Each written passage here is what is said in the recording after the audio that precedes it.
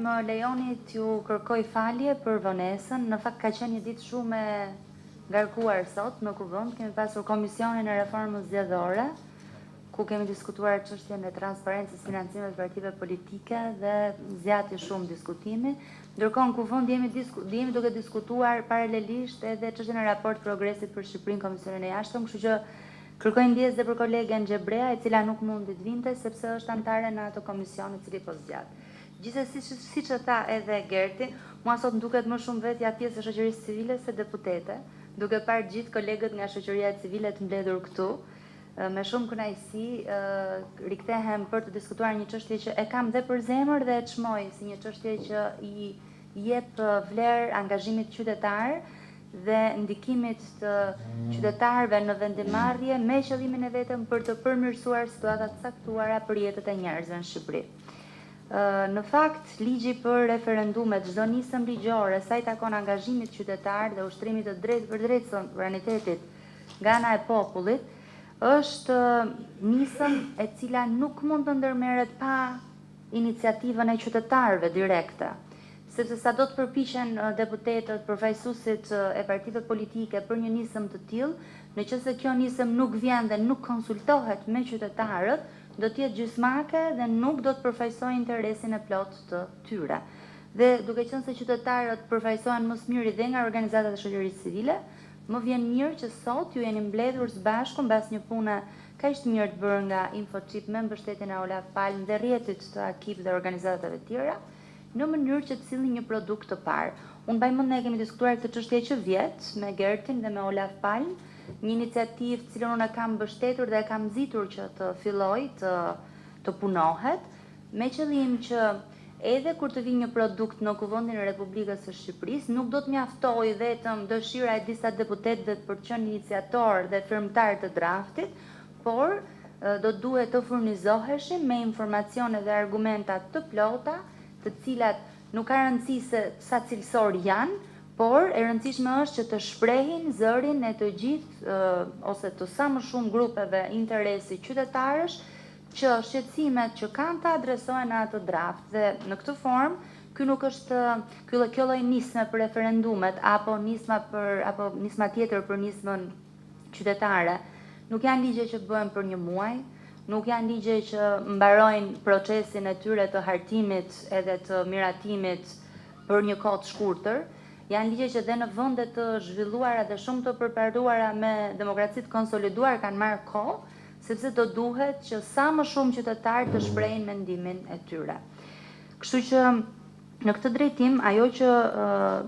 do doja t'ju thosha përveç faktit të mbështetjes se kjo është e dukshme dhe s'është nevoja ta them në këtë tryezë, tashmë ne kemi biseduar pothuajse me shumicën prej jush që jeni këtu, me Gertin po dhe me Olaf Palm, dhe falenderoj në fakt Olaf Palm dhe gjithë financimet e SIDës në Shqipëri, të cilat kanë tentuar gjithmonë të nxisin pjesëmarrjen e publikut në vendimarrje si një prej elementeve që e bëjnë më cilësore vendimarrjen publike për interesat e qytetarëve. Por ajo që dua të them është, ju keni bërë tashmë një draft parë. Kemi dhe një praktik të nisur në Kuvendin e Republikës së Shqipërisë për nismën qytetare. Që të mos bëjmë çfarë është bërë gjithmonë, që propozimet e grupeve të ndryshme të interesit trajtohen të ndryshme dhe kalojmë në zgjidhje gjysmake dhe asnjëherë të plota dhe gjithmonë do na duhet ta ndryshojmë legjislacionin. Unë do t'ju sugjeroja që ju të mblidheni së bashku dhe me këtë draft që ju keni paraqitur, që unë kam lexuar dhe e çmoj shumë mirë si fazë të parë, të përfshini dhe interesat e grupeve të ndryshme në një kuadër të plot të vetëm ligjor. Sepse sot ne e dim shumë mirë që kemi parashikime në kushtetut dhe në ligjin për pushtetin lokal sa i takon referendumeve. Kemi një parashikim as gjysmak kjo, po fare të minimalist në kodin zgjedhor, i cili tashmë është gjithashtu në proces ndryshimi dhe mund të jetë e udhës, dhe ju sugjeroj që të kërkoni dhe një takim dëgjese me Komisionin e Reformës Zgjedhore, nëse mendoni se çfarë jeni duke propozuar mund të ketë nevojë për ndryshime dhe atje.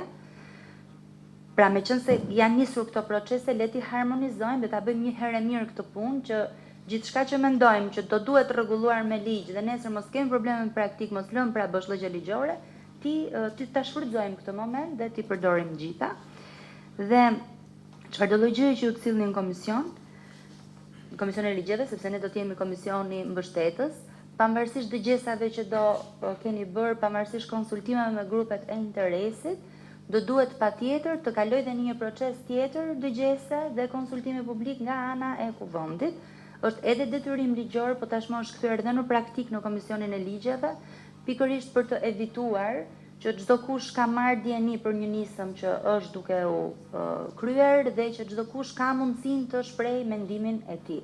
Por edhe kështu e gjithë përfshirë është term shumë i bukur, por kur është i pakontrolluar në kuptimin e organizimit të dhënies së mendimeve, kalon në kaos pastaj dhe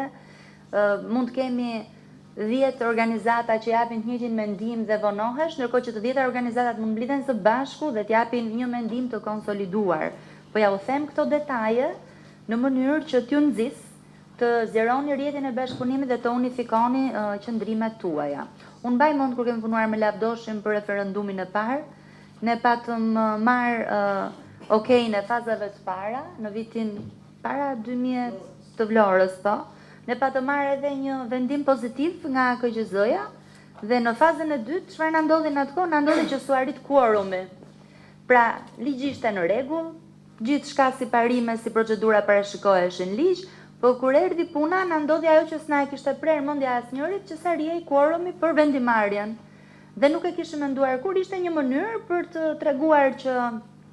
askush nuk donte që ai referendum të zhvillohej në atë periudhë, ama gjetën një ngërç procedurial që mos e thoshin hapur që nuk duam të bëhet ky referendum, por ngërçi procedurial solli pasoja në një punë në cilën të gjithë organizatat, ekspertët kishin konsumuar kohë, energji, para, sepse të gjitha ishin çështje të ezauruara, dhe në fund kishim dhe një vendim që nuk na përshtate dhe që na linte të habitur, pikërisht për faktin se s'kishte quorum dhe asnjë nuk guxonte as thoshte që s'duam të bëhet. Këto janë disa situata të cilat si kjo mund të ketë shumë tjera, mund të ketë raste që ju në punën tuaj të përditshme i keni hasur. Kështu që duhen sjell në tryezën e problemeve që çfarë është parashikuar në këtë draft ligj të parë të plotësohet. Tashmë me ligjin për pushtetin lokal, pavarësisht problematika që mund të keni nxjerr, që sa e lehtësojnë apo e pengojnë zhvillimin e një referendumi lokal, do duhet që ta shihni edhe në aspektin praktik. Kozara mund të ketë raste praktike, kolegët të tjerë mund të kenë raste praktike. Pra shikoni çdo gjë sado e parëndësishme t'ju duket, sepse meqense jeni kaq shumë të angazhuar për këtë çështje, ta bëni këtë punë një herë e mirë. Ndërsa sa i takon modeleve të referendumeve,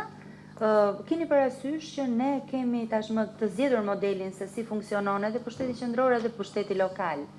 Ne nuk mund të dalim nga forma e qeverisjes që kemi, ama ju mund të përmirësoni me mekanizma efektiv zbatimin e të drejtave efektive nga shtetasit në rast të referendumeve, dhe këtu referohem faktit që thatë për shkarkimin apo jo të kryetarit të bashkisë, me që e thatë atë, edhe po e marr unë si shembull. Bashkit apo njësitë e pushtetit lokal këtu tek ne e kanë zgjedhjen e kryetarit në mënyrë të drejtë për drejtë nga vota e popullit. Ky është sistemi që ne kemi zgjedhur. Ka vende si Hollanda, që zgjedhjen e kryetarit bashkisë nuk e bëjnë të drejtë për drejtë nga populli, po janë këshillat e qyteteve, këshillat bashkiak, perifrazoj emrin, i cili edhe zgjedh edhe e shkarkon. Pastaj, kushtet e shkarkimit kur parashikohen ligj, është një çështje që ligji joni parashikon dhe mund të elaboroni, por kur në këshillin bashkiak fjala bie të Amsterdamit, do duhet të shkarkohet kryetari i bashkisë nga këshilli, janë një set me kritere, kushte të cilat mund të përligjin shkarkimin, këshilli mund të dojë të marrë dhe mendimin e qytetarëve dhe bën referendumin lokal. Por është këshilli që e ka këtë kompetencë, kështu që duhet parë në këtë prizëm. Gjithsesi këto janë çështje teknike që ju keni kohë të diskutoni, thjesht mos e humbni kohën pa bërë dëgjesat e gjithë grupeve të interesit, që në fund të sillni në një komision një iniciativë gjithëpërfshirëse dhe pa diskutim vullneti im dhe i kolegëve të mi është sepse kjo është një nga mënyrat më efektive për të garantuar të drejtën e qytetarëve për të marrë pjesë në vendimarrje, kështu që ka ardhur koha që ne tashmë të kemi një ligj të plotë. Ju falenderoj dhe ju uroj suksese.